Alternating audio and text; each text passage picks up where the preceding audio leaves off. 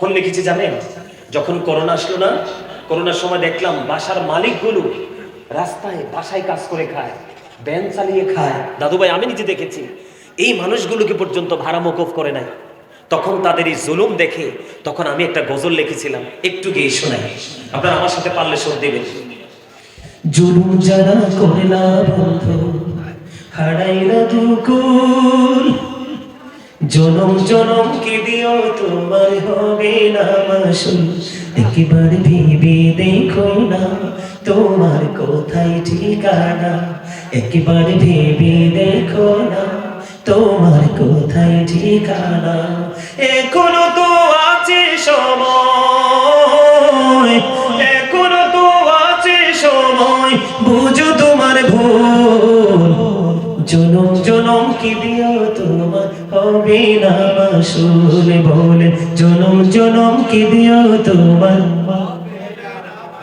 খেয়াল করেন, বৃষ্টি যখন আসে বন্ধু শীতল মরুভূমি, তওবা করো ক্ষমা পাবে বলে গেলাম আমি।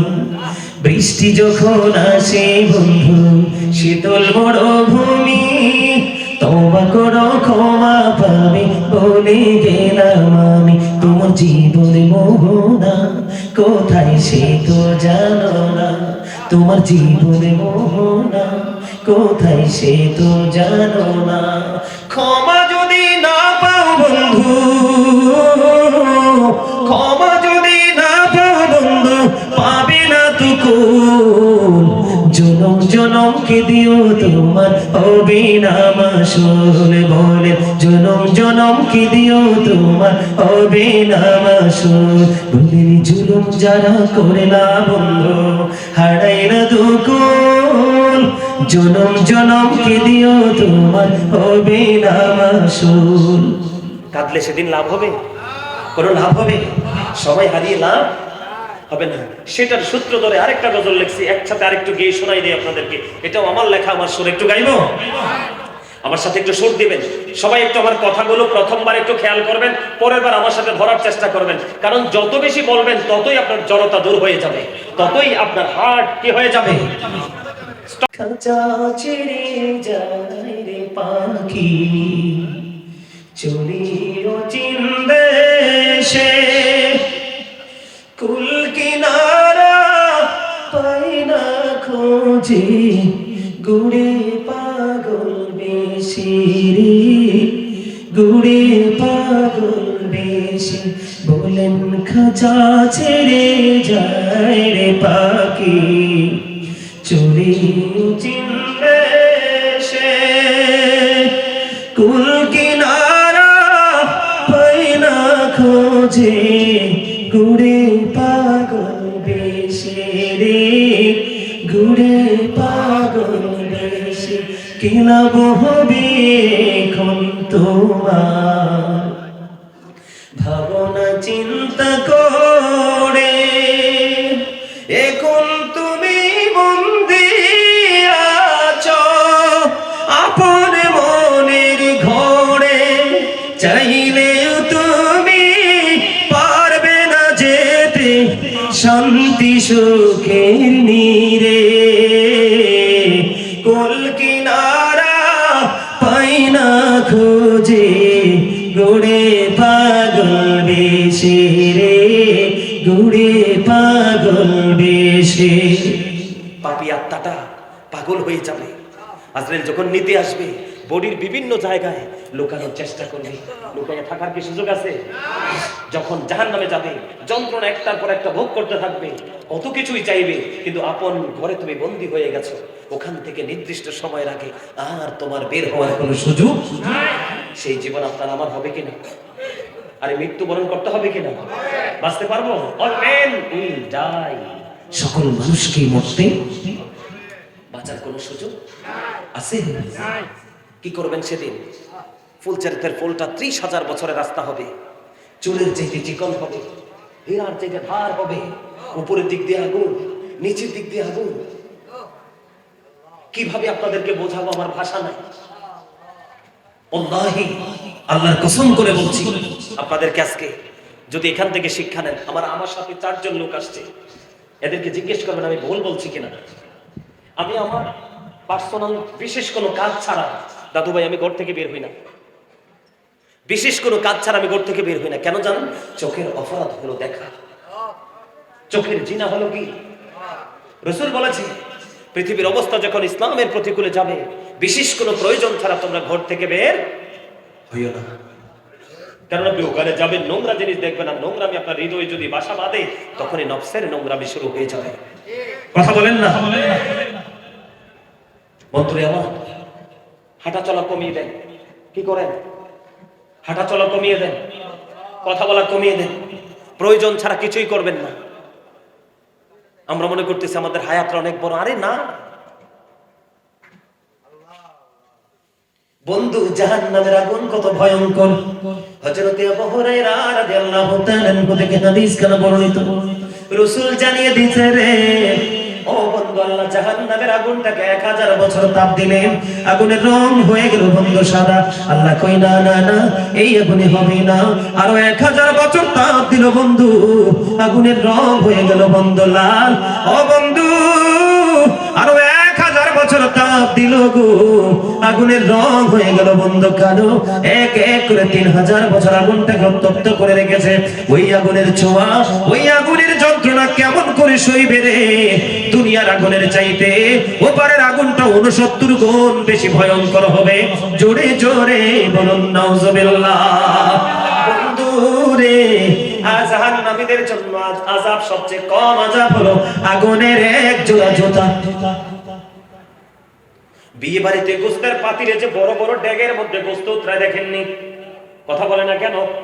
ও বন্ধু, কয়েক গজ দূর থেকে টক বক টক বক উত্রানের আওয়াজ শোনা যায়। কুরবানির ঈদের দিন ঘরে ঘরে বড় ডেগে গোস্ত রান্না হয়। আজকে আমি ওয়াজ করে যাই, বিয়ে বাড়ির আগে নাই যাবেন বন্ধু, টক বক করে উতরাবে।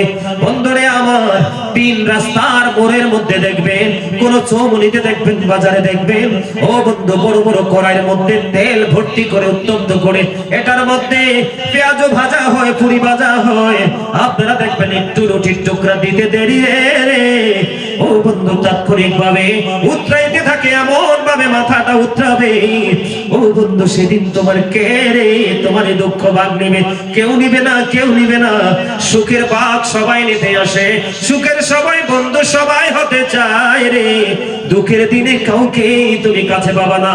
আমি তোমাদেরকে আজকে বন্ধু বলে দেই, আমি আমার ব্যক্তিগত লাইফ থেকে, অভিজ্ঞতা থেকে বলছি, তুমি দুনিয়ার মানুষের সাথে প্রয়োজনে মিশবে, কেউ বিপদে পড়লে তাকে সুবিধা দেওয়ার জন্য যাবে, অন্যথায় তুমি তাদেরকে সময় দিও না।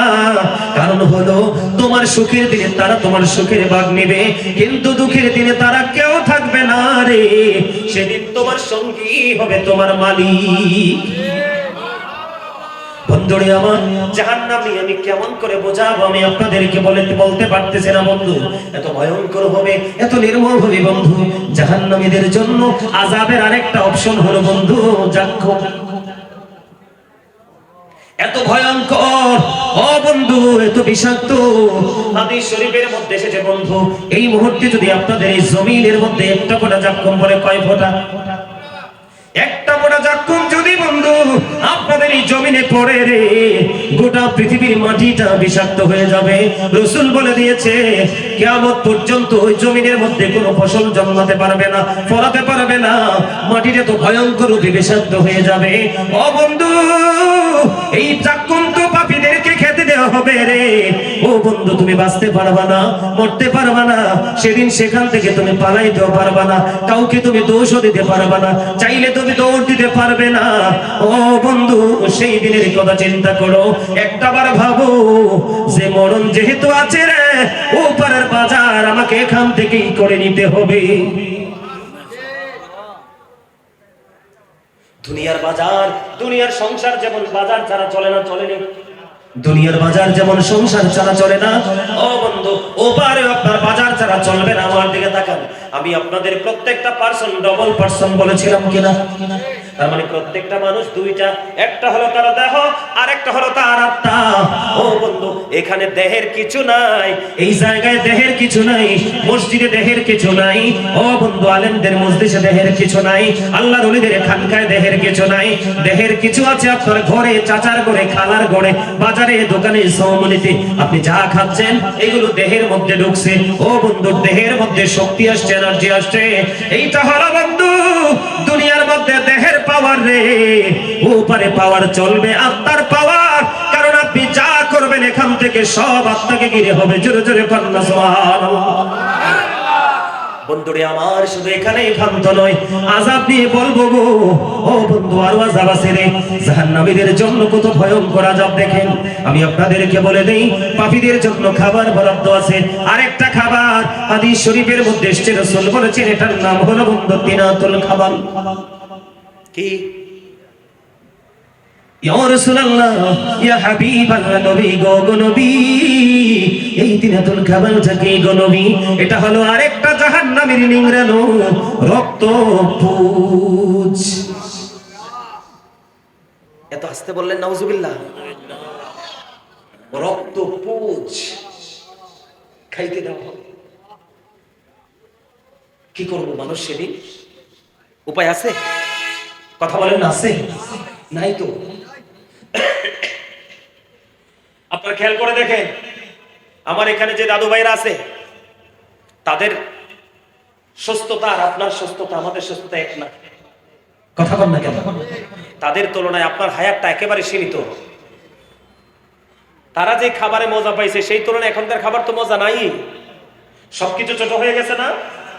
এত ছোট, ছোট্ট পরিসরে এত কিছু পাওয়ার পরেও আমাদের মধ্যে সচেতনতা তাকেও আসে না।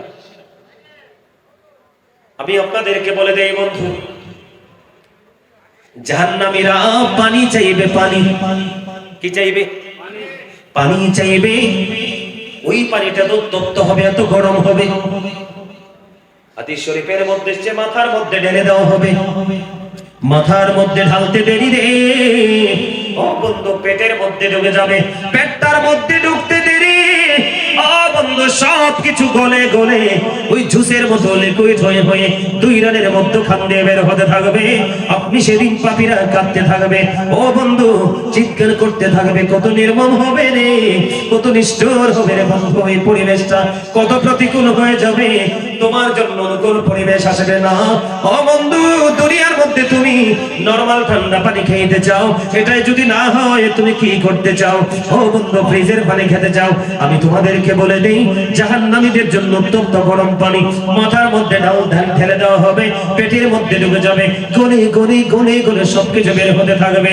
বন্ধু রে, আমি যদি তার উল্টো দিকে যাই, জান্নাতে যুবকরা, জান্নাতে যারা যাবে তারা বন্ধু 100 বছর, 90 বছর, 80 বছর, 150 বছর যদি মারা যায়, জান্নাতে যাওয়ার আগে মালিক তাদেরকে 30 থেকে 33 বছরের নওজোয়ান বানাবে। জোরে জোরে কন্যা সুবহানাল্লাহ। কত বছর? 30-33 বছরের জোয়ান, তাগড়া জোয়ান, যৌবনে ভরপুর থাকবে তার বডিতে। সুবহানাল্লাহ বলেন না? তাকে যে হুর দেওয়া হবে, জান্নাতে যে রমণী দেওয়া হবে, ও যুবকরা রে, তিন রাস্তার মোড়ে দাঁড়িয়ে দাঁড়িয়ে মেয়েদেরকে টিজিং করো। নাউজুবিল্লাহ বলেন না কেন? যদি কোনো রিকশাওয়ালা, যদি কোনো অটোওয়ালার কোনো অপূর্ব সুন্দরী কোনো মেয়ে যদি দুনিয়ায় আসে, এই মেয়েটাকে সবাই বন্ধু ডিস্টার্ব করে, করে কি করে না? কথা বলেন না? কিন্তু যুবক, আজকে তোমাদেরকে বলে দেই, কোন মেয়ের দিকে কোন নজরে তাকায়ও না, কোন মেয়েকে তুমি টেজিং করো না। তুমি যখন মৃত্যুবরণ করবে রে, ওই অনন্তকাল তুমি জান্নাতে থাকবে। তোমার জন্য যে জান্নাতে হুর হবে, এত সুন্দরী হবে, এই হুরের পায়ের নলার মজ্জা পর্যন্ত তুমি বাহির থেকে দেখতে পাবে। জোরে জোরে কন্যা সুবহানাল্লাহ। জান্নাতি হুরেদের নূর বন্ধু এত ঝলকানি হবে।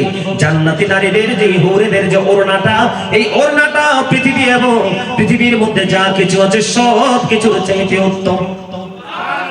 অন্ধকার জনিত যদি অন্ধকার পৃথিবীর দিকে যদি তাকিয়ে ওই জান্নাতের হুর যদি তার বিউটিফুল বন্ধু পেজটা যদি সুন্দর চেহারাটা যদি দেখিয়ে দেয়, ওই অন্ধকার জগৎ পুরো আলোকিত হয়ে যাবে।